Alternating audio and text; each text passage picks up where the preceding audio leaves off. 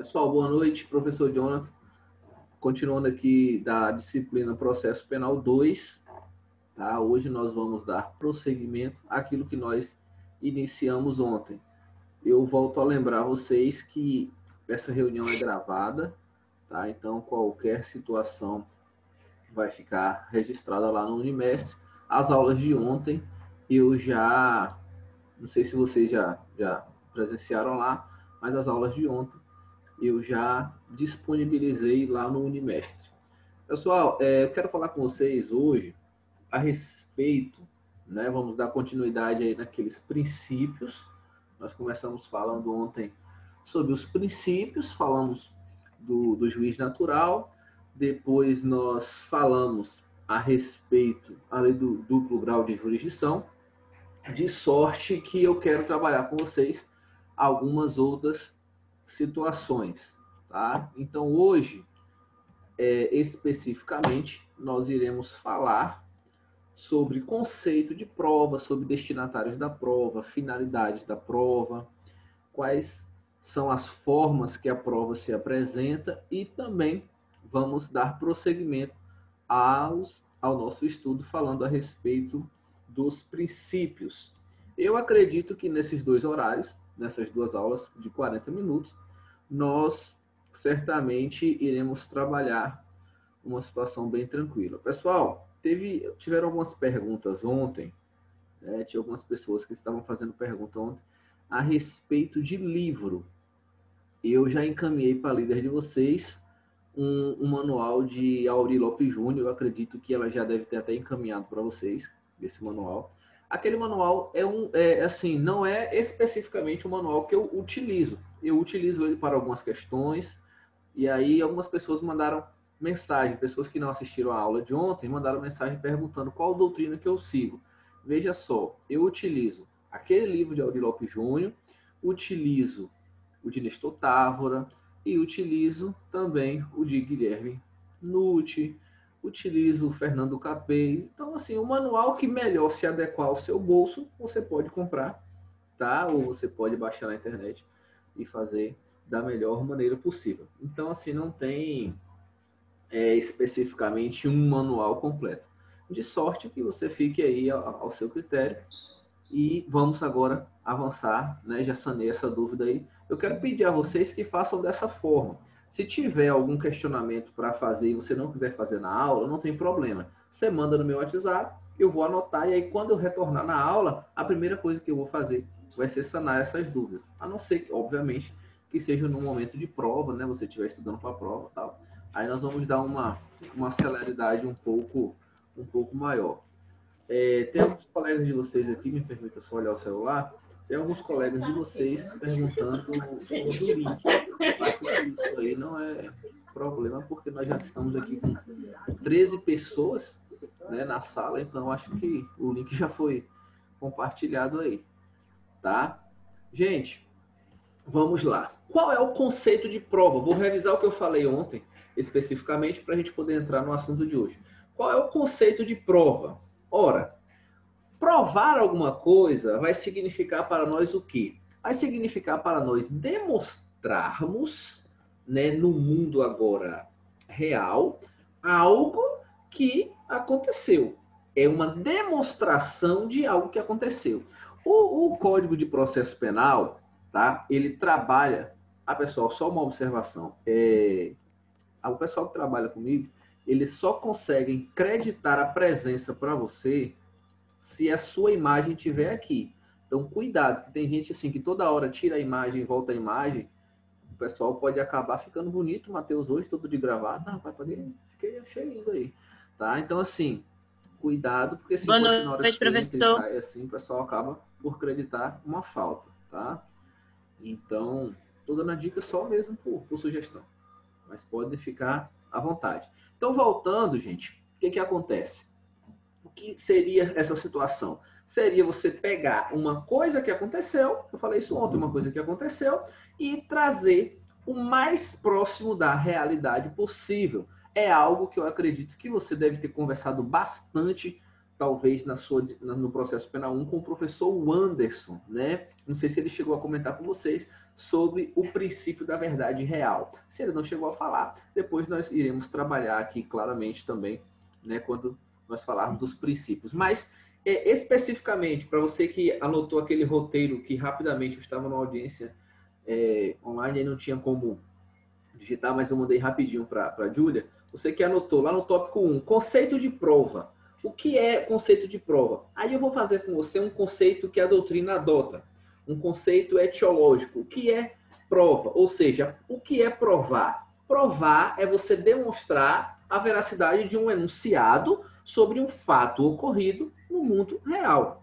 Muito cuidado. A prova necessariamente não precisa ser uma coisa fidedigna, idêntica ao que aconteceu. Por quê? Porque é bem verdade que a prova ela vai buscar ser mais próxima o possível. A prova ela vai tentar ser mais próximo da realidade, mas obviamente será impossível nós termos uma dinâmica probatória para se ter o quê?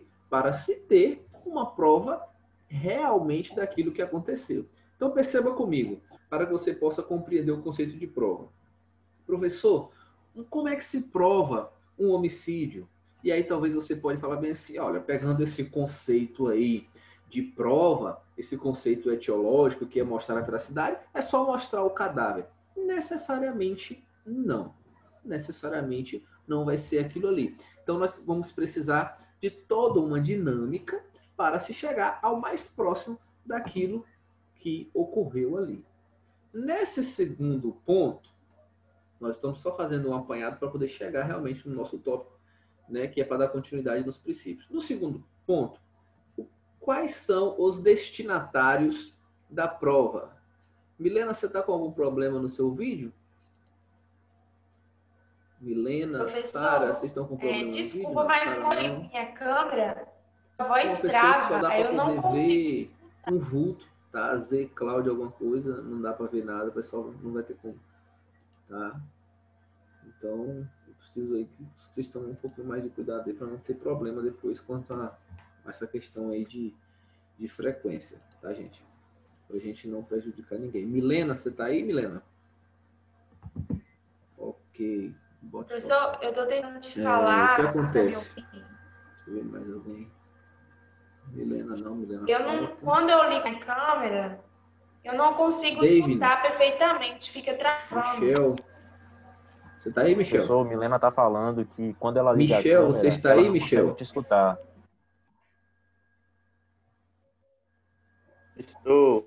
Estou. Elisângela. Eu. Felipe. Professor, tá escutando? Luiz. Professor? Tô aqui de boa. Eu acho que a internet... Presente. Tô. Pronto.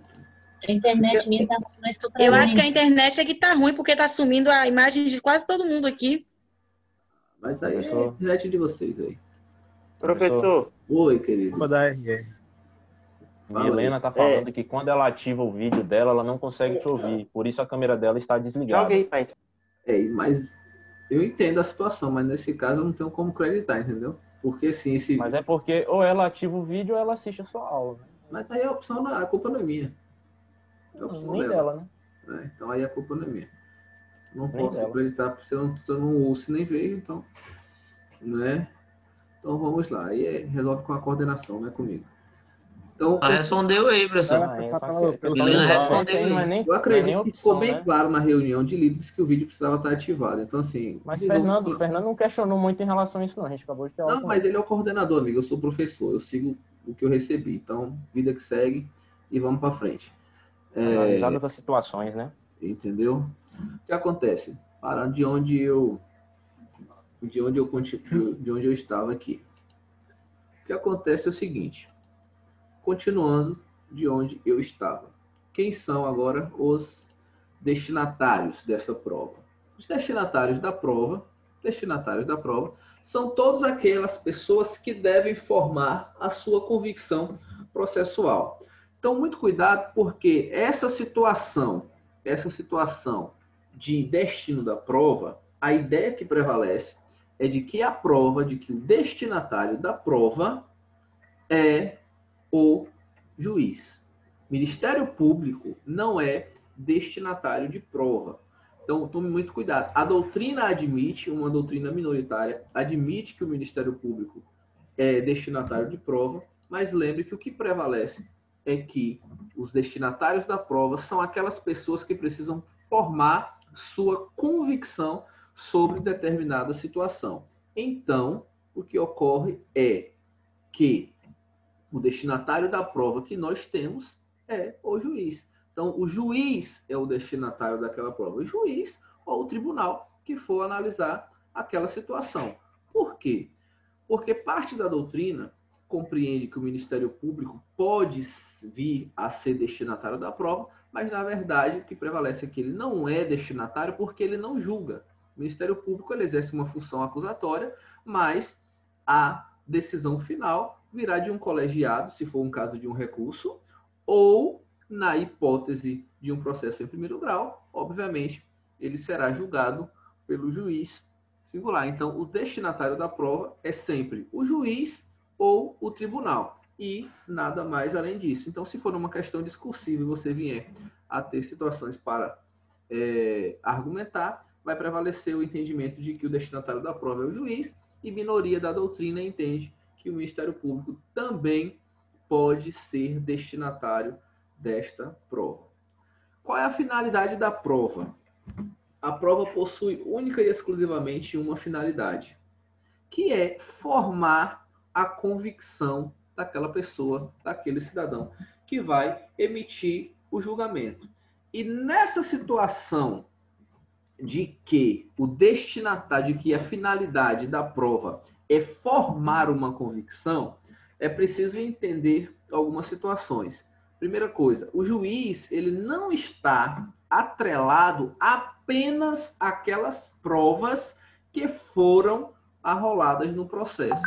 Então perceba que o juiz ele pode necessariamente, de ofício, requerer algumas diligências para poder esclarecer algumas dúvidas dele. Então imagine você numa situação em que o juiz agora estará ali analisando aquele processo. O que acontece? Ele pode perfeitamente, além de analisar as provas que estão ali, ele pode solicitar outras situações. Então lembre que a finalidade será sempre uma: formar a convicção. Lembrando a vocês o seguinte, que essa livre convicção, essa livre decisão judicial, ela não pode, em hipótese nenhuma, essa convicção poderá ser formada com base em elementos que não foram submetidos ao contraditório e à ampla defesa. Então, compreenda da seguinte situação: a prova é para demonstrar uma veracidade, o destinatário da prova é aquele juiz ou tribunal que vai emitir aquele julgamento, e a finalidade é justamente essa, é formar uma convicção deste colegiado ou desse juiz. Lembrando a você que se a prova, obviamente, não atingir a sua finalidade, qual seja formar uma convicção, vai entrar agora o princípio do indúbio pro réu.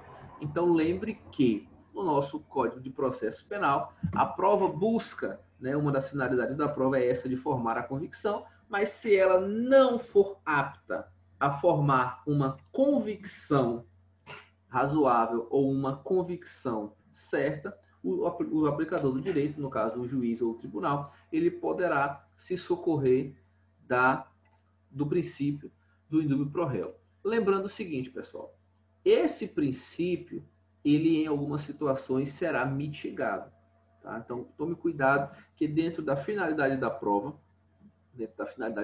quando nós falarmos do indúbio pro réu, nem sempre esse princípio terá uma aplicabilidade no processo penal. O exemplo maior é no rito do júri. O indúbio pro réu só vai ter aplicação quando for a segunda fase do plenário do júri. De modo que, se a prova, na primeira fase, restar duvidosa, se existem provas na primeira fase do júri e essas provas forem duvidosas, o que acontece? O juiz, na dúvida, não vai absolver. Na dúvida, ele vai submeter o réu ao tribunal do júri. Então, lembre que, dentro da finalidade da prova, existe o indúbio pro réu em caso da prova não alcançar, em caso da prova que foi colocada no processo, não lograr êxito em trazer uma convicção. O juiz não pode decidir o processo com dúvida. Se ele estiver com dúvida, existe esse princípio em seu favor. Alguma situação? 3 pessoas desativaram o áudio. Tem alguma pergunta? Não? Então vamos lá. Qual é a forma... Ô, John. Oi. Ontem, a gente estava... você deu aula ontem e você falou que vamos lá, os documentos e tal, que foi colocado no inquérito, quando inicia o processo penal, deve colocar novamente. No caso do júri, que é o sistema bifásico, acontece a mesma coisa? Na verdade é o seguinte, não é que a documentação vai ser colocada 2 vezes.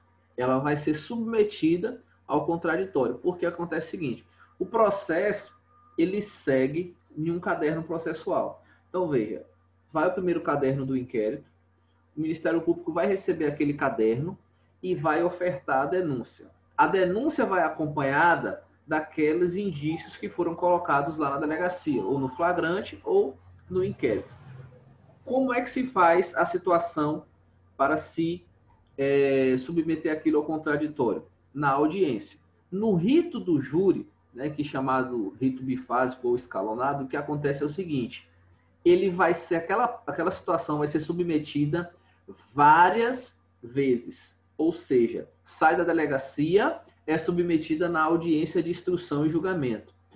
Se o réu foi pronunciado, ou seja, se o réu for encaminhado para o julgamento no tribunal do júri, no dia do júri vai acontecer tudo de novo. Vai perguntar se a testemunha confirma o depoimento, vai perguntar se o réu confirma ou se ele vai modificar alguma coisa daquele interrogatório.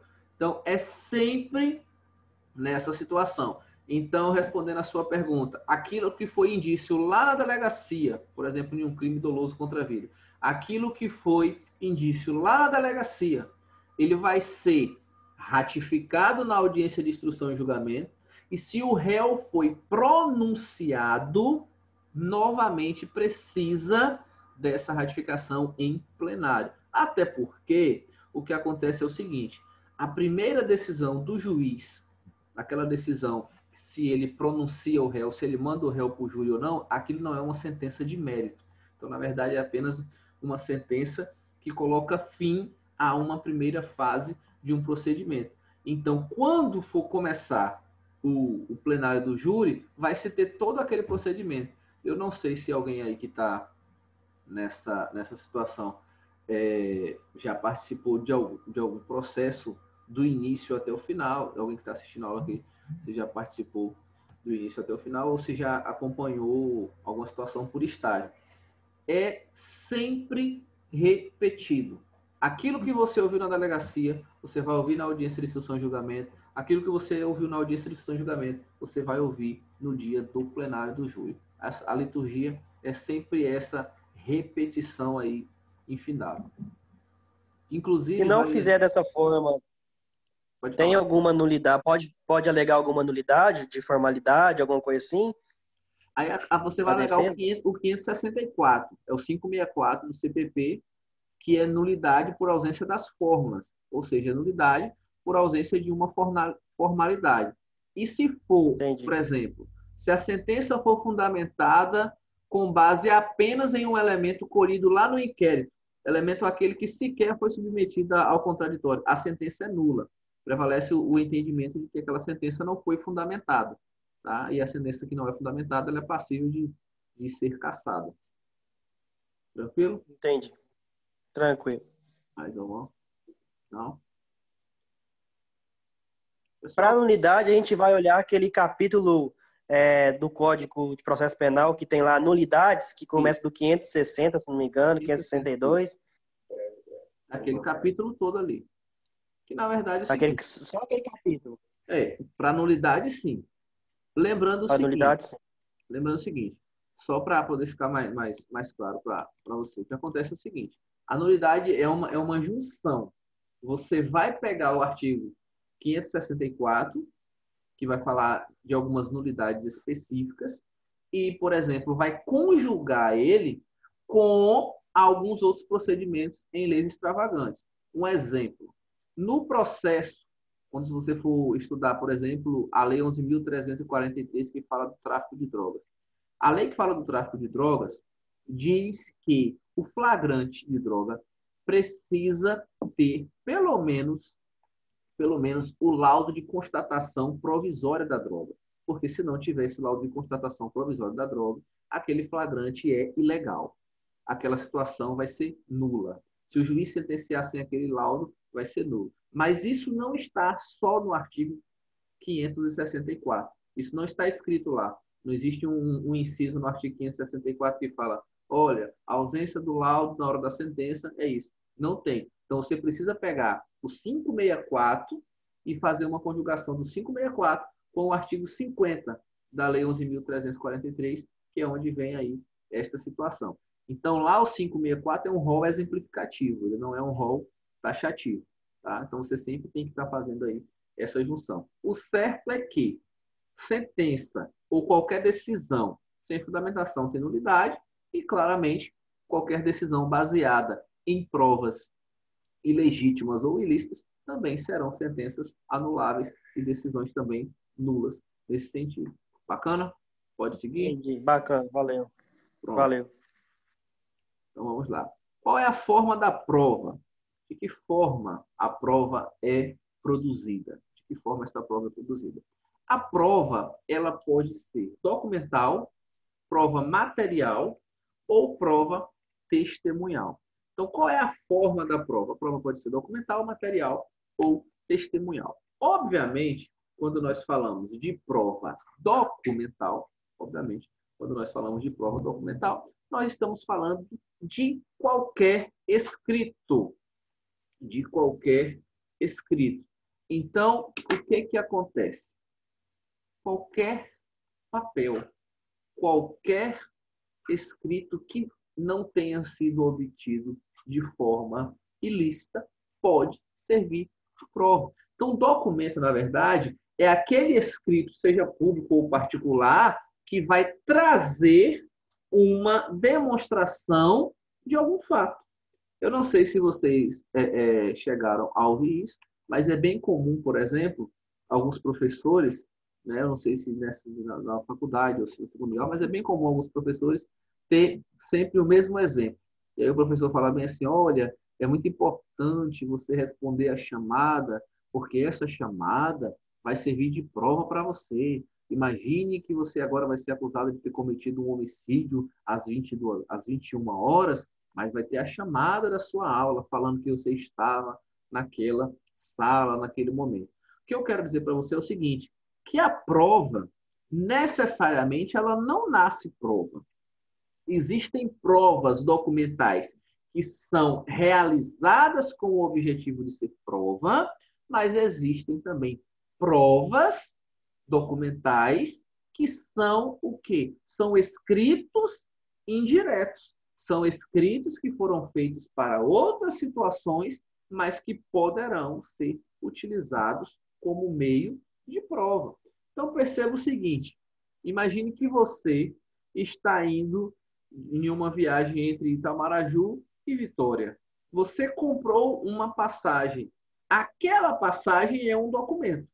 Só que aquela passagem, inicialmente, ela não foi emitida com o objetivo de ser prova. Aquela passagem foi emitida como um bilhete para te fazer embarcar, seja na aeronave, seja no ônibus, seja o que você for. O objetivo daquele papel é esse. Acontece o seguinte, por infelicidade do destino, algum sujeito pratica um crime e esse sujeito tenha por ali, digamos, algumas semelhanças com você, tá? E aí você precisa, por exemplo, ir até uma delegacia e sustentar um álibi, que é uma espécie de prova. E aí você precisa ir até a delegacia, sustentar uma espécie de álibi para poder falar onde você estava naquela hora daquele crime, o que está sendo atribuído a você, o que foi que aconteceu e tal. O documento que você vai utilizar para poder ratificar aquelas suas alegações pode ser esta passagem que inicialmente não foi emitida com esse objetivo. Então, veja que qualquer escrito, qualquer documento que não tenha sido feito com formas ilícitas ou ilegítimas podem ser utilizados, ainda que aquela não era a destinação inicial. O outro exemplo agora são das provas documentais que são feitas com exclusiva, ou melhor, exclusivamente para isso. Qual é o grande exemplo? O exemplo que está na moda. Uma coisa chamada ata notarial. Você vai até o cartório e faz uma ata. Você vai até o cartório, por exemplo, e faz uma ata. Hoje não há mais tanta necessidade, né? Ana Paula ali conversando no WhatsApp, mas veja só, hoje não há mais tanta necessidade de você ir até um cartório fazer essas atas, porque hoje você já consegue fazer o print, né? Você consegue já fazer um print daquilo que está ali na tela do seu celular. Mas há um certo tempo atrás, as pessoas mandavam algumas ofensas ali por mensagem, e aí o que acontece? Os aparelhos não possuíam ainda aquele recurso de fazer o print e você utilizar aquilo ali como prova. Então, o que você fazia? Você emitia um documento exclusivamente com o objetivo de fazer uma prova. A pessoa te ofendeu ali no celular e você queria fazer prova de uma injúria, de uma calúnia, alguma difamação. Você ia até o tabelião, apresentava aquela mensagem e aquele tabelião fazia uma ata, colocando naquela ata tudo que ele estava lendo naquele aparelho. Aquilo ali é um exemplo de prova documental, onde você agora está realizando aquele documento exclusivamente como meio de prova. Então, pode ser qualquer documento, seja aquele documento particular, documento público, que você faz desde o início, objetivando já utilizar como prova, ou pode ser aquele documento que você utilizaria para qualquer outra coisa, mas que naquele momento determinado do processo, ele vai te servir como uma situação probatória. Até aqui tranquilo? Sem nenhum problema? Pessoal, que a internet caiu e voltou, tem alguma dúvida? Não? É só informar, pessoal, tem muita gente que a internet está caindo e está voltando toda hora. Tá? Então, vamos lá. A prova, além de documental, a prova pode ser o quê? A prova pode ser material. A prova material, ela se divide em duas. Aquela prova, que daqui a pouco nós vamos falar, que é o material testemunhal, e a prova material, essencialmente dita, que é aquela obtida especificamente com aquele fim, e ela é resultado de uma análise determinada. Deveria ser praticamente a mesma coisa que prova documental, mas não é. Só para que fique bem claro. Por exemplo, um exame de potencialidade lesiva da arma é considerado uma prova material e não uma prova documental. Em regra, você vai observar que o exame pericial é escrito. É um escrito emitido por uma entidade pública, mas aquele exame de corpo de delito, por exemplo, né, não vai ser uma prova documental. Exames de corpos de delito são considerados provas materiais. Então, a diferença é prova documental são aqueles escritos. Prova documental é aquele escrito que inicialmente foi feito para ser prova ou para outra situação que você eventualmente vai utilizar como prova. O que é prova material? Aquela prova que é utilizada depois de ter sido feita uma análise de uma situação material. Então, perceba, para você ter uma ideia, você, no mesmo exemplo que eu estava dando da viagem, você utilizou a passagem você utilizou aquela passagem como um meio de prova. Certo. Houve um acidente. Houve um acidente no meio da estrada e morreram ali 57 pessoas. Então sobrou o motorista do ônibus.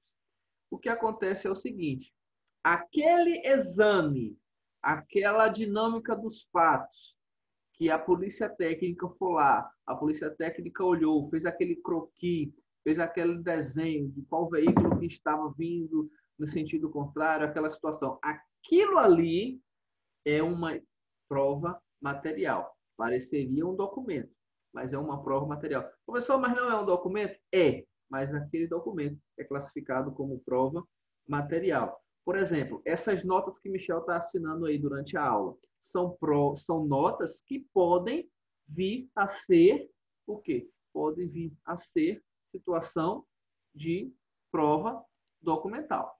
Então, lembre sempre o seguinte. Notas? Que notas?